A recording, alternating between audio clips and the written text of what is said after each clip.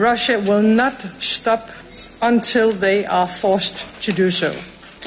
And they are a threat, not only to Ukraine, but to all of us. Today we have one major task ahead of us. We have to make our common Europe so strong that war against us becomes unthinkable. And we have to do it now. By you, Emmanuel, to Russia's full-scale invasion in 2022. But peace with Russia can only be achieved through strength. We have to strengthen Ukraine and weaken Russia with more sanctions. We have to be able to finance the armed forces in Ukraine.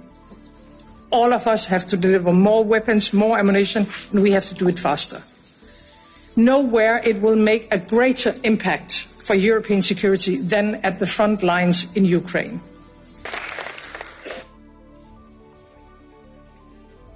The floor to you. And it's really good to be here, colleagues. Vladimir, it's fantastic that you are here.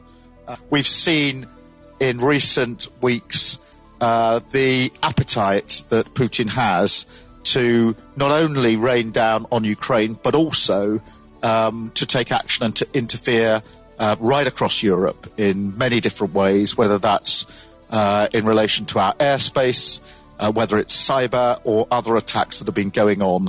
They are unrelenting and they show an appetite to continue this, and we must fight it with everything that we have, and alongside the work we're doing with President Trump and others in this. The second thing is we must keep up this pressure on Putin.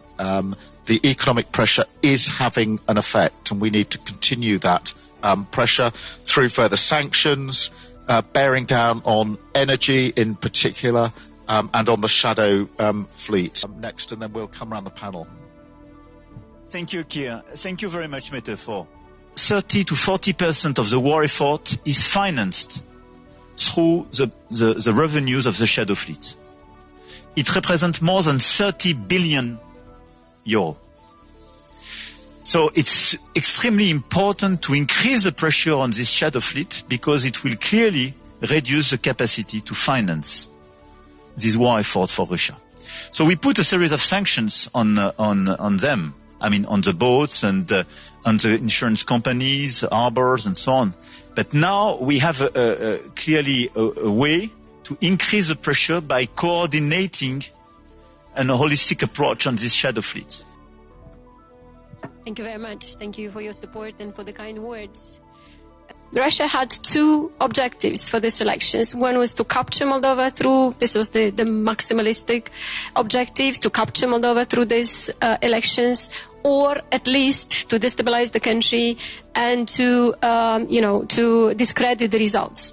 And it has failed, because both the state institutions worked very hard, but also it was a whole of society response. 500 million against 150.